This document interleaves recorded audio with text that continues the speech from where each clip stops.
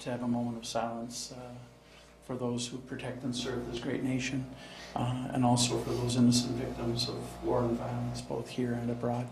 And with Memorial Day coming, maybe just a little something extra for those who died in service to this country, followed by the Pledge of Allegiance.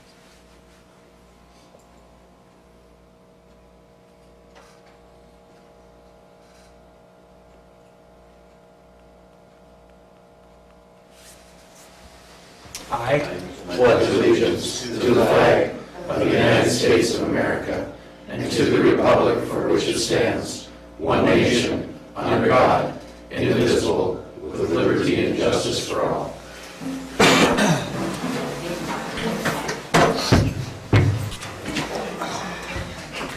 Clerk Chapman, would you please take the roll? Commissioner Jewell? Here. Commissioner Boyle? Here. Commissioner Olson? Commissioner Rukavina? Here. Commissioner Stauber? Commissioner Yugovich? Present. And Chair Commissioner Nelson. Here. With that, I am going to turn first to our 7th District Commissioner, since we're in the beautiful 7th District here today. I understand you want to introduce someone to us. Yes. Commissioner Yugovich. Thank you, Mr. Chair. Welcome back to the beautiful 7th District. We are in gorgeous Stony Brook, and we have Dick Vukanich would like to give us a brief welcome. It's good to be here. Thank you for hosting this today. This is a very nice facility, and it's a beautiful day, so everything's looking good in Stony Brook. Well, we want to thank all the commissioners for taking the time to visit a small township like ours.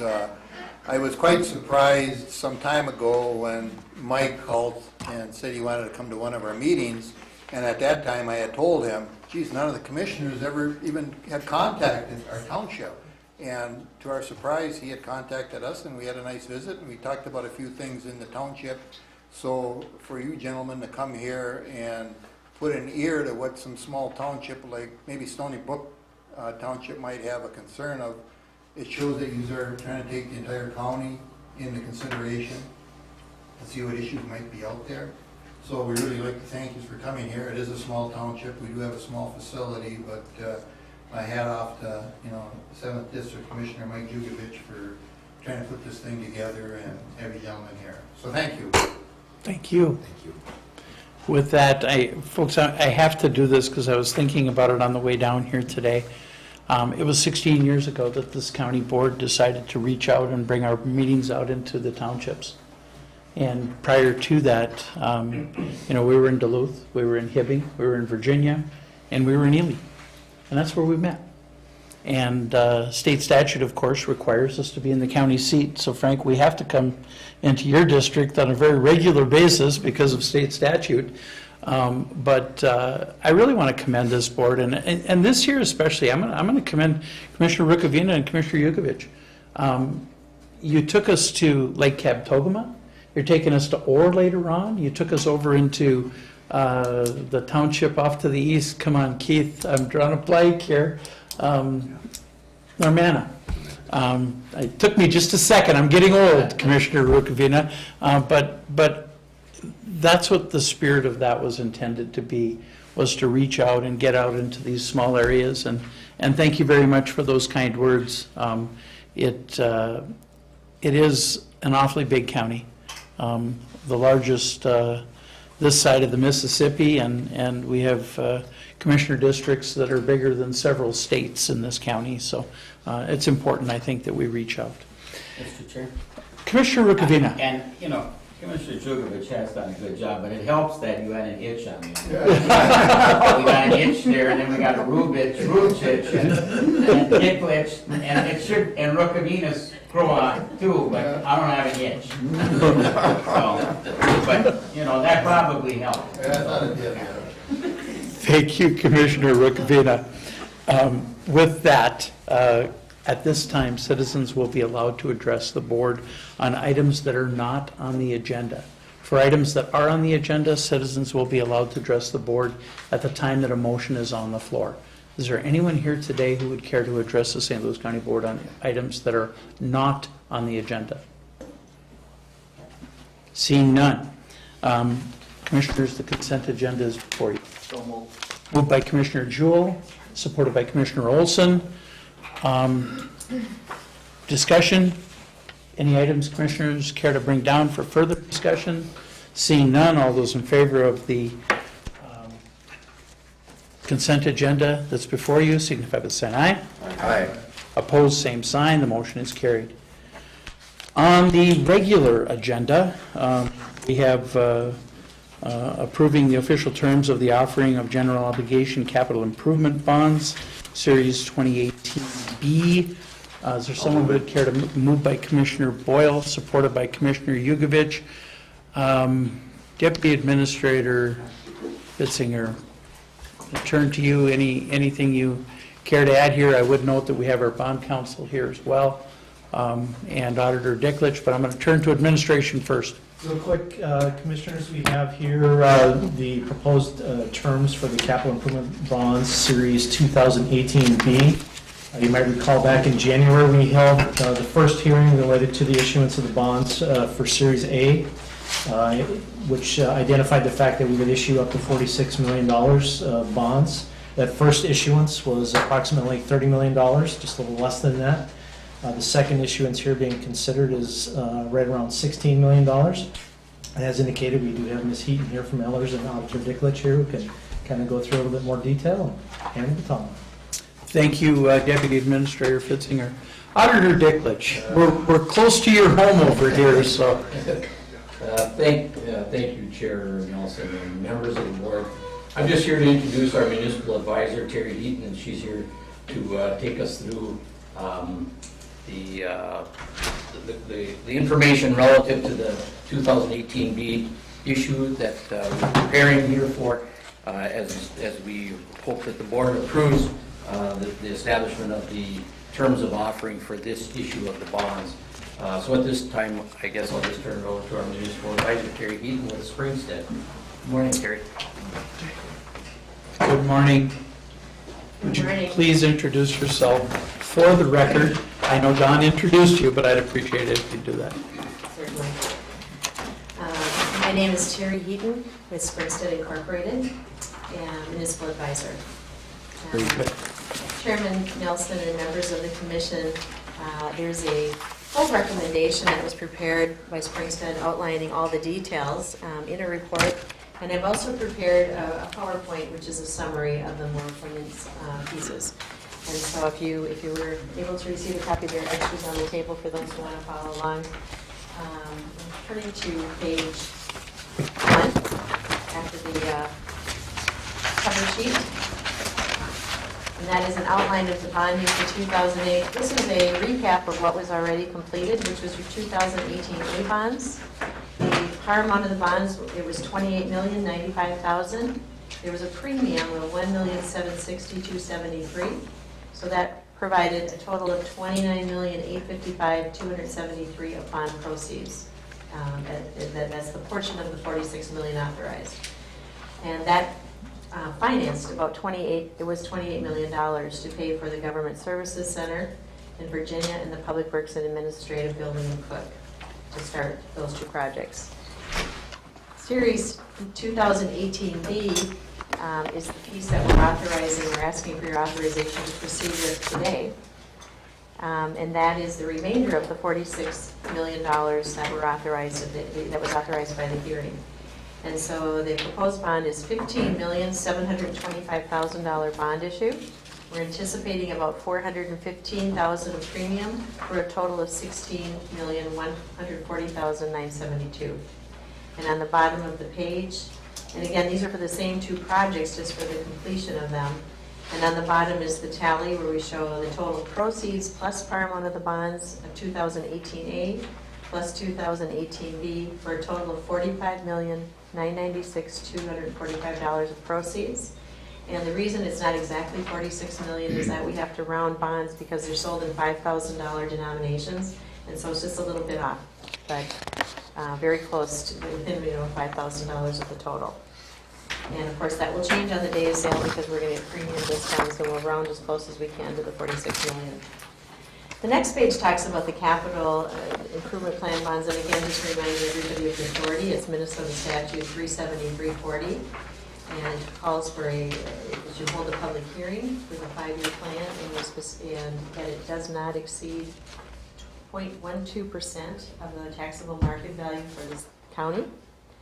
All your CIP bonds together, that you've advertised for this hearing before you've approved that amount or the plan 14 to 28 days before, and there is a 30-day reverse referendum.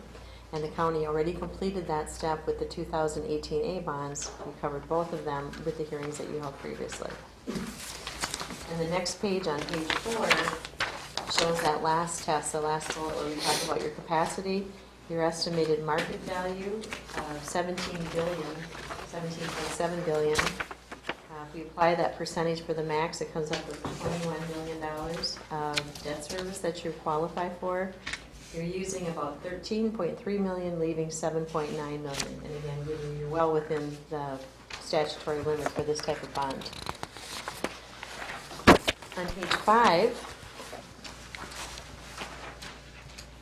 we're giving you the final results of what we saw for the 2018 A. Bonds sold at a rate of 3.08%. The term was 20 years. Your average principal and interest is just over $2 million. And you paid interest only in 2018 of $796,000. That's just a recap of the information provided earlier. The comparable information for the 2018 B, par amount, $15,725,000.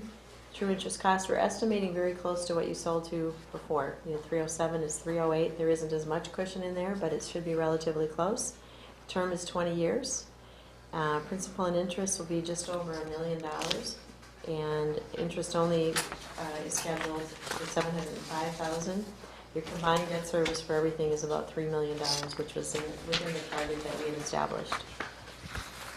The next page, on page 7, talks about interest rates and where they've been and where they're going. The bottom line, the burgundy or reddish tone, or the lower line, is the index for general obligation bonds, which these are. And you can see in the last 5 years it's moved around. It's kind of in the middle, not at the very highest or at the lowest, but kind of in the middle, and seems to be holding steadily. And I think part of the reason that the county board has talked about selling now versus our original plan to sell in November is to try to minimize interest rate risk should interest rates continue to creep up through this fall. And then the last page, on page 8, is the timing. And then just to recap that you've already held your hearing on January 9th, and so you have full authorization for the bonds, and that the reverse referendum period ended February 8th for this bond issue, so you don't have to repeat that. We had an internal finance team meeting on the 30th of April, and today the county board would consider the resolution authorizing proceeding with the sale. We anticipate a rating call the week of June 11th.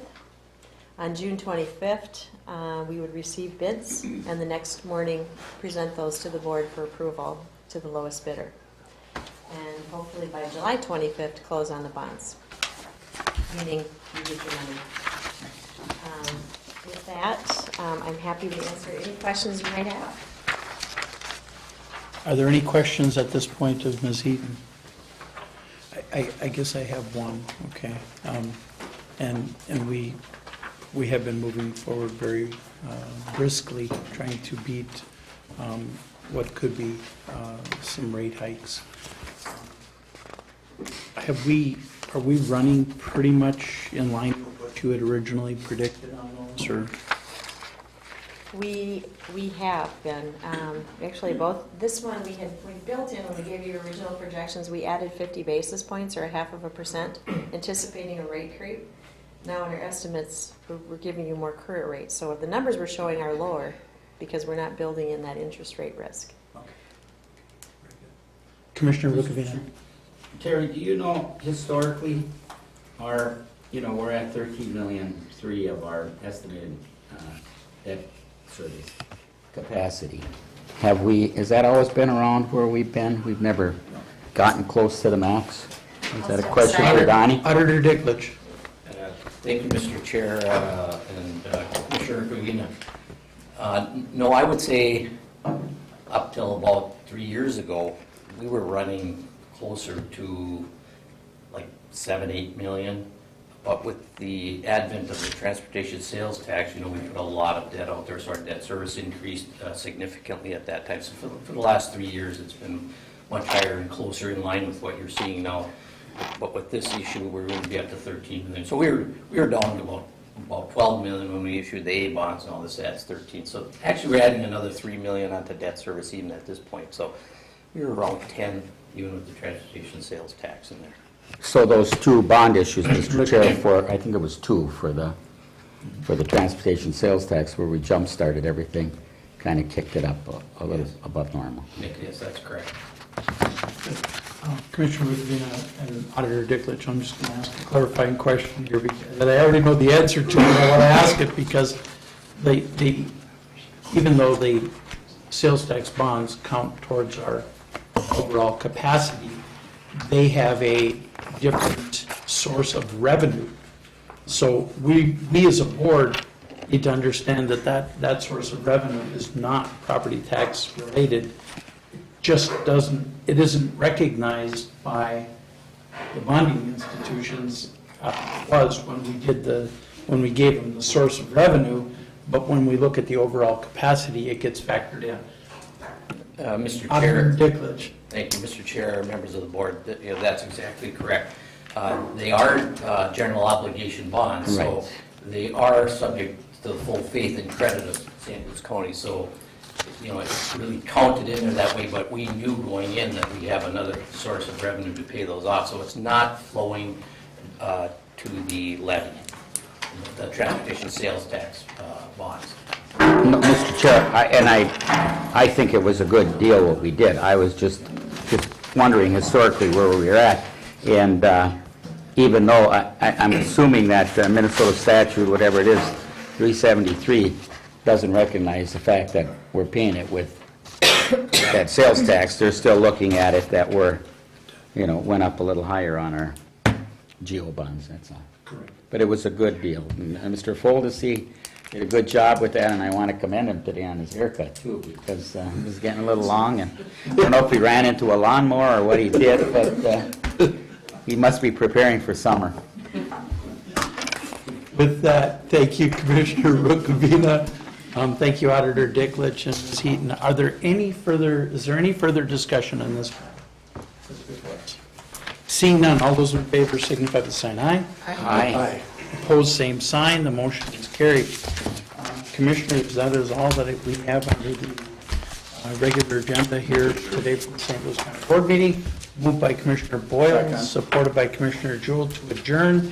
All those in favor signify by saying aye. Aye. Opposed, same sign. The motion is carried. We will reconvene at 5 minutes to the hour as Committee of the Whole.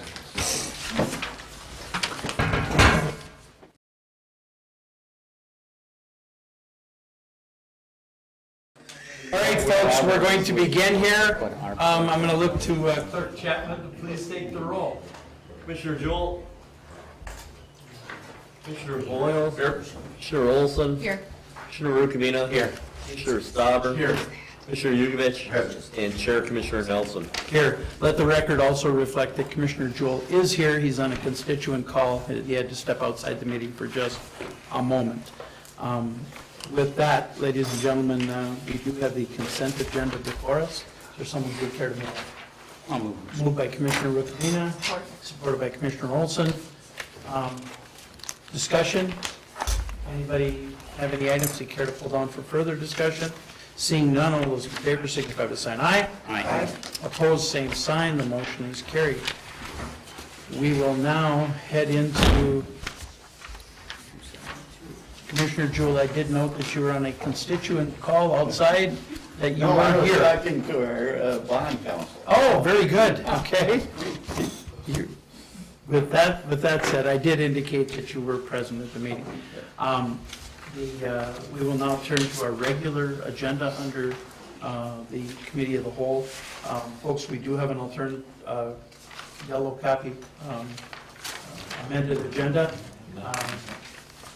And I will turn to the Chair of our Public Works and Transportation Committee, Chair Commissioner Yugovich. Thank you, Chair Nelson. A couple of items today for Public Works and Transportation. First is the award of bids for a bid opening for signal improvements on Maple Grove Road in Duluth and Hermantown. It's a resolution awarding signal improvements project in Hermantown and Duluth to the low bidder of Hunt Electric Corp. of Duluth, Minnesota. I would move. Support. Support by Commissioner Stauber. Nothing to add? Okay, any comments or questions? We also have Mr. Faldesi here, if anyone. All those in favor signify by saying aye. Aye. Opposed? Okay, motion carries. Thank you. Next is a street storm sewer and sidewalk improvements on Commonwealth Avenue in Duluth. It's a resolution awarding street, storm sewer, and sidewalk improvement projects in Duluth to the low bidder of Yulin Brothers of Cloquet. I would also move. Second. Second by Commissioner Jewell.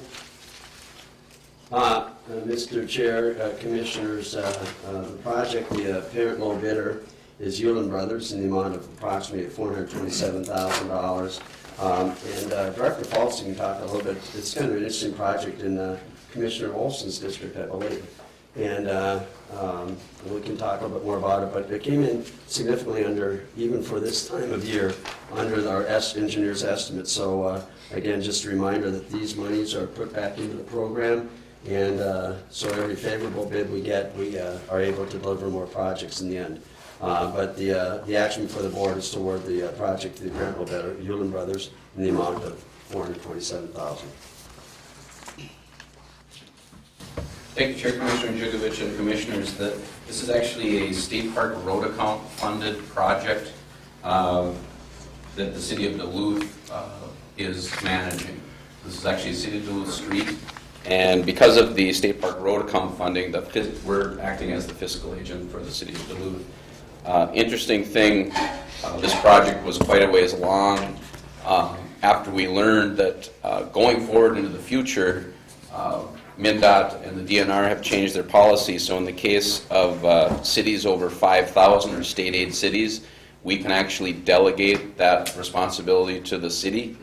And so going on in the future, when we have state park road account funds, we can delegate the funds directly to them, and then they can basically let the project themselves. So that's our looking forward, that's how we're going to want to manage these projects. But this one was kind of far enough along. We had all the agreements in place, so we kind of kept on with the old way of doing business. But this is basically a total reconstruct from Trunk Highway 23 down to Boy Scout Landing. So essentially the DNR put a fair number of dollars into improving the water access at Boy Scout Landing, and this is basically improving the road in between Trunk Highway 23 and the landing itself. So it's a nice little project. It is, I think, a good example of spending state park road account funds for the purpose they were intended.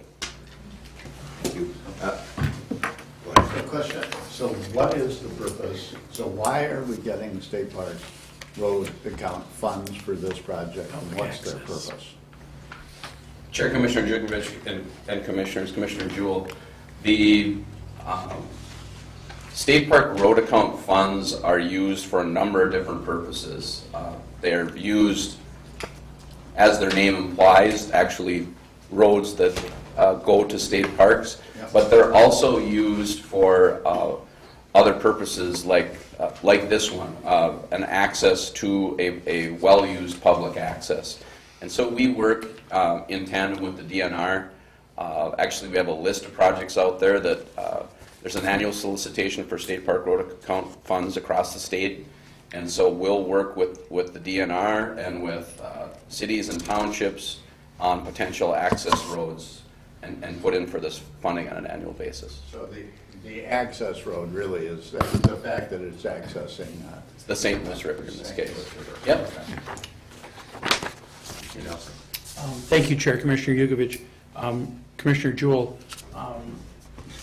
in my district and in what is now with a couple of redistrictings, part of Commissioner Rukavina's district, the St. Louis County Public Works Department access this exact same account to build a road into public access in an unorganized township, and then in an organized township. And so they've been really aggressive. It's one thing about our Public Works Department, if there's a dollar out there to be found that we can somehow use to improve, essentially, the one, just to give you the one that was in an unorganized township, it was a road into that public access was actually a land department road. But because it was so heavily used, because of the public access, we were able to get in there and improve that with the same fund. Made a huge difference on Comstock Lake in that instance, on the east side of Comstock Lake. So I'm bringing up one example. There's many others that we have, and that fund, quite frankly, I've looked at it over the years, and not a lot of other counties access that fund, but St. Louis County certainly does because of our number of lakes, our number of public accesses, and the fact that we're on top of it looking for these opportunities. So I hope they get Boy Scout Landing fixed to the point. That was one of those places that was shut down a few years ago. It's actually completed now. Yeah, but when it was shut down, that was devastating down there to public access to the St. Louis River, and especially to the Faldesi family to be able to get out there to fish. So it was a real concern, okay? But Mr. Chair, I think working towards these special dollars, and that's just one example. I remember when we, working with Congressman Oberstar, received special money to build the road to the village of Net Lake. Those are all dollars that are stretching our public works dollars that we would normally get. And I just want to commend our Public Works Department for continuing to pursue all of those different pots of money that we can somehow put to work here in St. Louis County. Thank you, Mr. Chair. Thank you. My apologies. I want the record to show, Phil, that Commissioner Olson would like to move that. In my haste, I passed over. I apologized. I was so excited to get this project up and running. You thought it might have been in the beautiful 7th District. Well, There's a Longyear Lake. Longyear Lake, it's right. Thank you, Mr. Chair. All in favor signify by saying aye. Aye. Opposed? Okay, motion carries. Back to you, Chair Nelson. Thank you, Chair Commissioner Yugovich, Chair of Public Works and Transportation. The next order of business in Committee of the Whole is under the Finance and Budget Committee, and I will turn to the Chair, Chair Commissioner Stauber. Thank you, Chair Nelson. There's one item under the Finance and Budget. It's the 2018 first quarter budget changes, Board Letter 18273. I will move it. Support. Supported by Commissioner Nelson. Administrator Gray, please frame. Thank you, Chair Stauber, Commissioners. The action before the Board is to approve the first quarter budget changes. Any changes in our original governmental funds revenue and expenditure budgets do require a board approval, and you'll see that the attachment has a detail of approximately 10 entries that the Auditor's Office has identified as appropriate and needed to either portray a use of an existing fund balance or to reflect a revenue or expense budget increase from what was the original budget. I would note a couple of things here, that one of the uses of the fund balance is actually to correct an accounting error that we directed monies that were to go to the Environmental Trust Fund that originally went to the Economic Development Blight Fund. So this is for properties on Minnesota Point that we were intending to put that into the Environmental Trust Fund. So good catch by the Auditor's Office to ensure that that money is indeed going to the Environmental Trust Fund. I would note that as we finalized the year end and worked into, we didn't achieve our timeline on the Public Works Fund balance to reflect the many changes that were going on. So we have historically been in the fourth quarter or the first quarter for year-of-end budget adjustments. In this case, there's $2.8 million that reflects savings from primarily our fuel accounts in the 2017 budget, as well as personnel vacancy and other moving parts within the budget. This has been the way that we've been able to fund our fleet equipment. So the $2.8 million reflects 2017 budgetary savings that will be directed to capital or fleet equipment within Public Works. The rest of the entries are relatively nominal and, again, just reflect ongoing adjustments that we make each quarter. Thank you, Administrator. Commissioner Riccoviano. So, Mr. Chair, and I don't know who can help, maybe Administrator Gray or Commissioner Stauber, but last year as we set the budget, we decided that we were going to fund Public Works to what they should get in equipment. And then we weren't going to transfer money if they saved it. Is that correct? Or did I remember that differently? And now this is from 2017, so I understand that this transfer.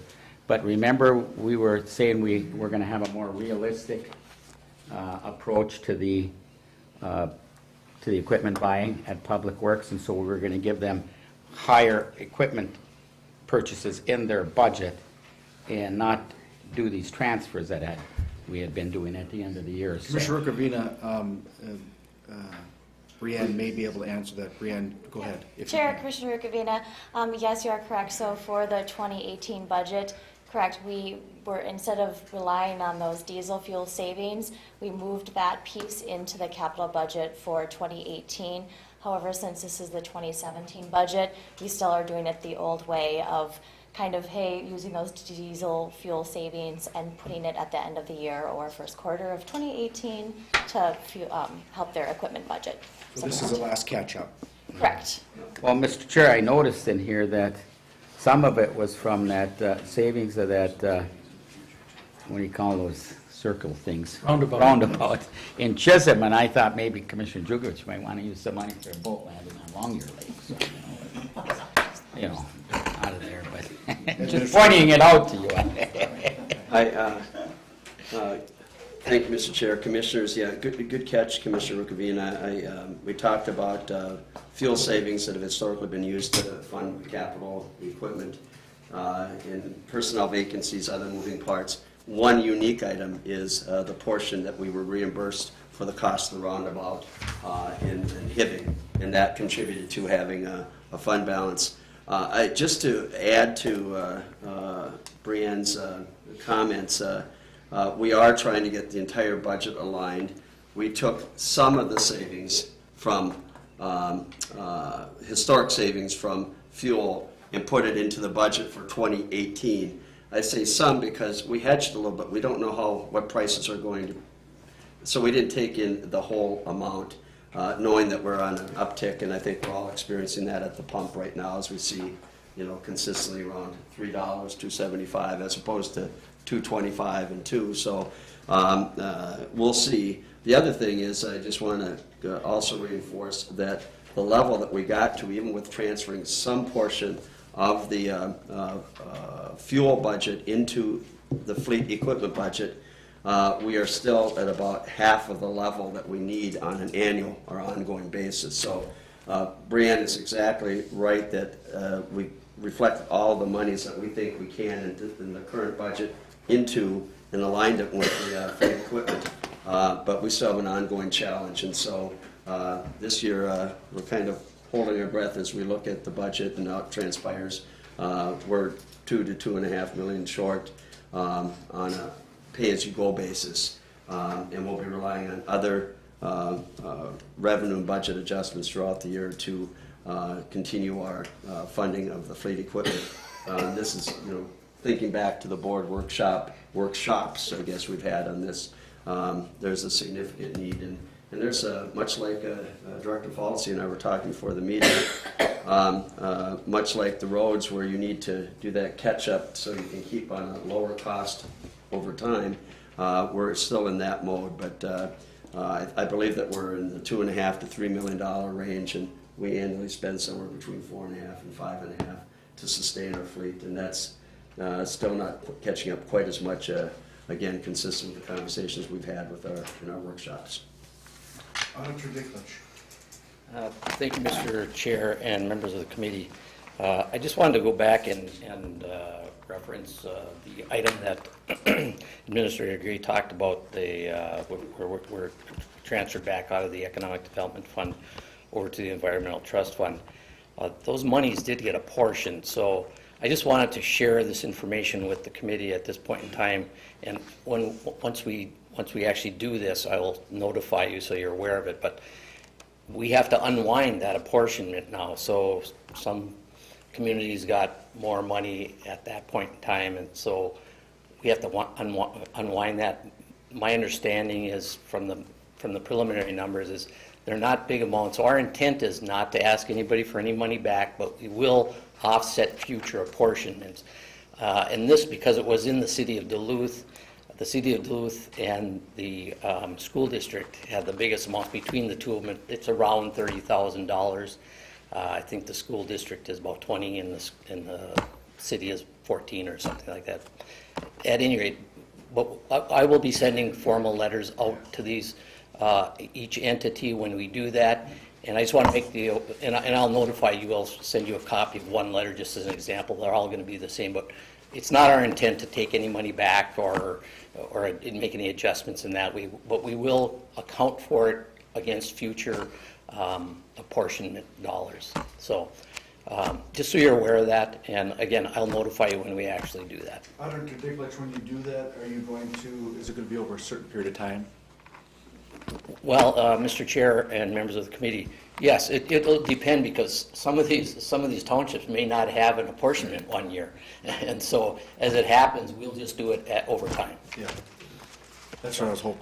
But I think since the biggest player here is the city of Duluth, I think there's plenty of activity on a regular basis that I think it won't take too long for them in the school district.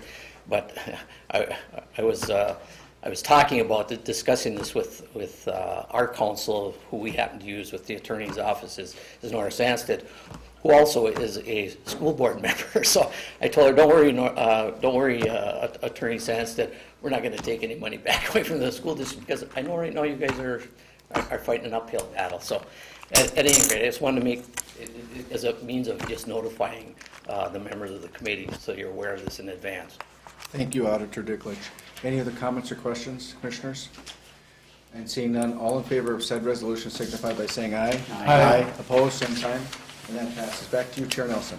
Thank you, Chair, Commissioner Stauber, Chair of Finance and Budget. The last item is under the Central Management and Intergovernmental Committee, and I will turn to Commissioner Christ. It is a resolution opposing bylaws amendment by AEOA. And I don't know anything about this, so I guess I would move it, Mr. Chair. Okay. Supported by Commissioner Boyle. Okay. Well, that's fine. I just wanted to explain it. Okay, go ahead. Okay. Commissioner So, and Rukavina. Commissioner Rukavina, if you care to move it, I'm more than happy to. No, it doesn't. Give you that need- opportunity. See, I think you're on an alternate. I'm an alternate on there, yes. So I attended an executive meeting, even though I'm not on the executive board of the AUA, but I had some time the other day, last week, to attend their meeting. And during the executive board meeting at AUA, the director brought up, Director Carlson, the fact that they, in the bylaws, might ask the full committee for a bylaw change. And the bylaw change would reduce St. Louis County commissioners on the board from 3 to 2 and add another St. Louis County elected official because they wanted to get more in line, they said, with what's happening in other CAP agencies. I questioned it. It's just a proposal now. But my question to them was,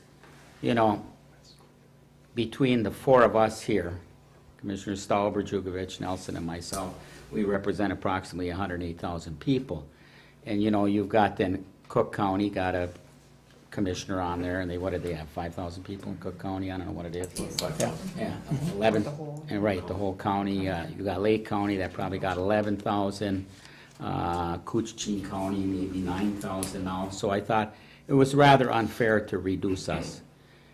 And I was gonna make that argument, it's better, and so I mentioned it to Commissioner Nelson, and he brought this forward today, which I fully support, and it would be good to have a resolution going in, and I would suggest that our 3 members get to the next meeting, just to make sure that we keep our 3 commissioners on there. So that is the reason for the resolution. Yes, Commissioner Nelson. Thank you, Chair Commissioner Jewell. And again, Commissioner Rukavina did bring this up to me. I went to administration with the timeline that was involved, which is why you've seen the amended agenda, because in order for us to get this really passed and get it to AUA, I want to point out a couple of other things that I think are just large disparities when you talk about representation. First of all, St. Louis County has always had the commissioner of the 5th district, has always been one of the commissioners on AUA. The other 2 commissioners, and I'll take you back a ways. At one time, we had 4 commissioners on the board, which actually was not legal. We cannot have 4 commissioners on the board. I pointed that out to AUA about 15 years ago and said, you know, we're here as 4 St. Louis County commissioners at a board meeting, and we cannot have a quorum at your board meeting. And so an adjustment was made where we had 3 commissioners and 1 alternate. I have served as the alternate for some time, and on a regular basis, commissioners will call me and say, we're not going to be there, and I'll show up. This CAP agency, through this agency, flows about $30 million. $30 million. And the vast majority of that impact is in St. Louis County. And that's just the reality. One of the reasons for you know, the CAP agency rules or their board makeup is very well laid out in federal law. But one of the arguments is that somehow they were going to reduce the size of their board to save money. Well, St. Louis County commissioners don't cost that CAP agency anything, because we as St. Louis County commissioners in state statute are not allowed to collect a per diem anyplace, because we are full-time commissioners. And that's just, I mean, that's just the reality. I am guessing, and I don't know this for certain, but I know as a commissioner, I never charged mileage to it. I doubt that my fellow board members have ever charged mileage to AUA.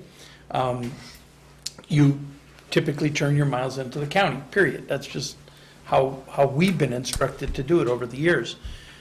The fact is, you know, even if we just count the 3 commissioners, which are the 3 votes there, okay, at roughly 29,000 people per district, it's 28,670 some, I guess, in my district, but or in the district I represent. I never say my district because it doesn't belong to me. But the same is true of my fellow commissioners. They're all in that, roughly in that category. If you take one of those off, I just want to point out, if we took every other elected official on the AUA board and added them all up, they do not represent the amount of even 2 St. Louis County commissioners, let alone 3. So it is about representation of people and of the people we serve. This is not about the St. Louis County board having that you know, that big presence there, but the fact of the matter is the people we represent deserve to have their voices heard at the AUA board, given that $30 million budget and how it is dispersed throughout the region. I would also point out that for Coochichin County, as an example, Kevin Adey, they have a full-time vote on that board, and yet they have their own CAP agency. They have Kutaska. But because, allegedly because, we have transportation services that serve Coochichin County, they have that position on the board. And I just don't see the justification in that, to be honest with you, when they have their own cap agency and the leadership of AUA also serves as the leadership of the Kutaska cap agency. So our executive director, assistant, department heads, and transportation director all also serve and are compensated by a second cap agency. So, you know, my argument at the meeting, if I'm going to be a voting member there, and I don't know that because I have, if the three appointed commissioners are there, I will not be a voting member. But my argument will be, if you're going to cut a county commissioner, it should be the county commissioner from Coochiching County, because that person already has a representation on a cap agency, okay? And if anything, the other representatives that are there are specifically there because they are people that are served. You have people that are served in Head Start. You have people that are served under energy assistance. You have people that are served under all of these different places. But it's important that the broader community, that community that is served by each and every one of the St. Louis County Commissioners, has that voice there. And I couldn't agree more with Commissioner Rukavina on the fact that these are some pretty critical decisions. And quite frankly, AUA is currently still looking for a new location. The old John Johnson School is not going to serve that agency for a long time. So we could be actually talking about the location of the agency. And I would be remiss if I didn't say how concerned I would be if that agency somehow got moved to another county. When, again, if you look at the vast amount of services provided there here in St. Louis. I would also point out that the St. Louis County Board has been a tremendous partner with AUA over the years. Maybe Administrator Gray remembers some of the times when we stepped up to provide additional energy assistance and a number of other things that the cap agency didn't have the funds to be able to do. And that's just one example. I can name a number of others. Meals was another place where somehow federal funding fell short, and the St. Louis County Board stepped up and gap funded some of those things. So we have a huge presence within that entity, and I don't want to see us lose it. Last but not least, I will tell you that at the last meeting, I went down the disbursement journal, and I was absolutely appalled that we now have an agency that is spending the majority of their money for office supplies and other things on, oh, come on, Keith, because I never use it. Amazon. And I'm just confused. So when we, and I was told, well, we can't buy those supplies within our service delivery area. And I said, that is a crock, because in Duluth, we have several large office supply entities. We don't on the Iron Range. But by gosh, we should be buying it in Duluth then, because that's part of our service delivery area as well. So there's some issues going on there. I will tell you that, and I'll probably get chastised for this at some point, but Harlan Tardy, for all of the years he served as the director of that agency, would have never allowed, one, this vote to take place, and two, Amazon to take place. I can say that without hesitation. That would have never happened. Not under Harlan Tardy and the chairmanship of Commissioner Rocker at that time. These two items would never have come forward, because they would have been resolved long before they got here. Chair Commissioner Jewell, that's all I have on this subject. I hope we get the support of the entire St. Louis County Board, because I think it will send a message to that entire AUA board that we are St. Louis County. We are the St. Louis County Board, and you know, you don't get to just say, well, because you got three, we're gonna change it to two. Thank you, Mr. Chair. Yes. Commissioner Boyle. Thank you, Chair. And again, thank you, Commissioner Rukavina and Commissioner Nelson for bringing this forward, and I have no problem with signing on. Just a thought is maybe we should ask at some point that the executive director come to St. Louis County board meeting and present just an update on what's going on. I think would be valid, a formal ask, either from you or I'd be happy to. Chair. Mr. Chair, to that point, Yes. the point, this was just a recommendation by a bylaws committee. There were many other changes in the bylaws. So I don't think it was going to go any further. It certainly, but I just wanted to bring it to your attention, particularly that Commissioner Nelson, because he's, been around that AUA for many years, and everything he said very succinctly. You were making me grouchy and irritable. I offered to put $10 up. I was worried that I had to put $10 up in your pocket. But I think we're okay on this. I don't think Paul Carlson needs to come now. If you want Carlson to come to just talk about the CAP agency in general, and that takes care of, with its programs, 4/7 of the county, that's probably a good idea. But I don't think this issue is going any farther, to tell you the truth. I would just say that it might be worth just reaching out and inviting the, the ED to come and talk to us, Paul. Commissioner Jukovic. Thank you, Chair Jewell. Commissioner Jewell, just a quick comment. I have a beautiful building in Buell that would Yes. work. AEOA, and an office supply business in Hibbing. So, I think I've got everything solved. Well, and I would just add that obviously AOA serves Duluth as well, and its energy assistance program. So the Duluth CAP, of which I'm chair, doesn't do any of that anymore. And so those services are all provided by AUA. And Mr. Chair, Yes. Commissioner Nelson is right. I've always put my mileage on, my mileage at the end of the month, because I would much rather take that money out of Duluth than out of This the range than I would to take, so. That's $10. He owes the $10. Okay. That wasn't grouchy, that was.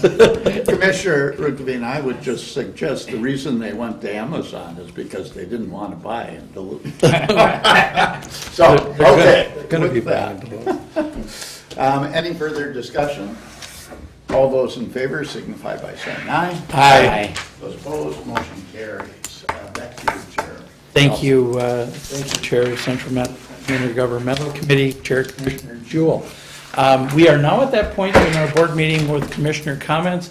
Commissioner Rukavina. Commissioner, Mr. Chair, will you be inviting Paul Carlson then to one of our future meetings? I would, Commissioner Rukavina. Want us to take care of it at the board meeting? Yeah, I concur with you on the thought process that Mr. Carlson did not have a lot to do with these proposed bylaw changes, but this will send a message to him. And I agree, we should have AUA come in front of this board to talk about the service delivery mechanisms that really are truly impactful to our entire area. That energy assistance in Duluth, as an example, that was a takeover by AUA, the agency, because at the time it was really that program was failing in Duluth. It was not being carried out, at least. Failing isn't the way to describe that. Okay. They folded. It folded, okay? I was trying to be nice, okay? Because I didn't want to pay the $10, but the nice and prudent. But it did, and I think when AUA took it over, I think it's the successes that we've had in Duluth have been tremendous. And I remember when that occurred. And I would point out that the agency is one of the very well-run CAP agencies in the state of Minnesota. And there are other CAP agencies in Minnesota that don't enjoy the reputation that AUA does. Task is one example. Hennepin County is another one that had their share of issues, and I'm very proud of our agency, and I don't see a reason to change it significantly. So that's the reason for the season on that. But I would certainly turn to our Chair of Central Management if he wants to do the invite, or ask our administrator. I'll reach out. Okay, so that we can get him here sometime to have that dialogue. Commissioner Joe? I will just say that the Duluth Cap has been recognized as one of the best run caps in the state of Minnesota. It has been regularly under the stewardship of Angie Miller, and they also have been recognized for their unique programming. They were happy to not have to do energy assistance. So they, AUI taking it over was a great thing. And I was part of and watched the disintegration of the Duluth Cap when it disintegrated. And it was a sad deal, but what was rebirthed was great. So, thank you, Chair Commissioner Jewell. I should have asked Commissioner Rukavina if that concluded his comments. Well, I have, and then I'll turn to you. But I'll wait, because it's more, a nice comment. Thank you. I'll wait. Commissioner Yugovich. He's trying to save $10 too. Thank you, Chair Nelson. I appreciate that, but asking Rukavina if that was his final comment, really. Last week, Commissioner Nelson and I had the opportunity to take part in the Dustin Dam Dog Walk. And it's a dog walk dedicated to, obviously, Dustin Dam and mental health issues. And I just want to relay the message that, everyone has had their lives touched in some way by mental illness. And, unfortunately, I think everyone knows someone that took their life or suffers from mental illness daily. And I think the message that I really took away from that is check on your friends, your neighbors, your relatives. Sometimes people just need to see someone and feel better and know that there's hope and they're not lost and they're going to get through. There's tough times everyone faces, but if anyone has a chance, definitely get out, do some studying, check on your friends and neighbors, and the more we can do to support people that are having difficulty with mental illness, the better. And I think we're all can see the benefits of having just that contact with people, letting people know that you're okay and you're going to be okay.